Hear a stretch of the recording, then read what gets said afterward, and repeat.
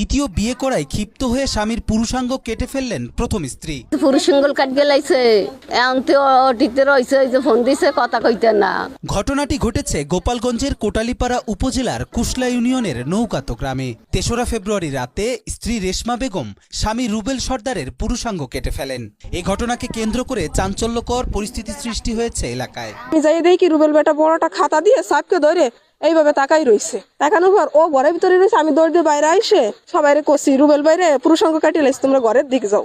নৌগাতি বিরামের কান্দি গ্রামের মঞ্জেল সর্দারের ছেলে থাই অ্যালুমিনিয়াম ব্যবসায়ী রুবেল সর্দার ২০০৮ সালে ভালোবেসে বিয়ে করেন পাশের বাড়ির আমির আলী ফরাজির মেয়ে রেশমা বেগমকে। বিয়ের পর থেকে স্ত্রী রেশমা বেগম স্বামীকে পাত্তা দিত না বলে জানান স্বজনরা। আর এ নিয়ে স্বামী স্ত্রীর মধ্যে ঝগড়া লেগেই থাকত।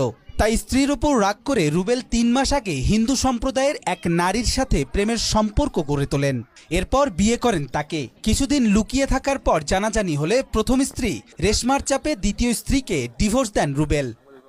সবশেষ ৩রা ফেব্রুয়ারি মধ্যরাতে রুবেলের চিৎকার শুনে বাড়ির লোকজন ছুটে গেলে রেশমা স্বামীর পুরুষাঙ্গ নিয়ে তার ২ ভাই ও দুলাভাইয়ের সঙ্গে মোটরসাইকেল যোগে পালিয়ে যায়। এ সময় স্বামীর পুরুষাঙ্গ ফেলে রেখে যায় স্ত্রী রেশমা। আমাদের ওই পাশের ঘর একটা চিক শুনছি, চিক শুনে আমরা দরজা খুলে দৌড় দিয়ে আসছি। আসি দেখি রেশমা মানে রুবেল বার বউ ওই পর্যন্ত গেছে। ওর স্বামী সাজসাজ যাচ্ছে, তুই আমার বাইরে কি হয়েছে, তুই চলে গেছিস। বলছে যে তুই ওদিকে যা, রুবেলের পুরুষাঙ্গ কাইটে ফেলেছে। রেশমারে ধরতে পারিস নাকি দেখ। আমি রেশমারে ধরতে করছি, তার রেশমার তো পাওয়া যায়নি। রেশমা আবার শুনছি কি এখানে কি একটা মোটরসাইকেল ছিল, এই মোটরসাইকেলে ওই মহিলা একটা পুরুষ ওর বোনাই রেশমার। রুবেলের পরিবারের দাবি তাকে খাবারের সঙ্গে ঘুমের ঔষধ মিশিয়ে তার পুরুষাঙ্গ কাটা হয়েছে।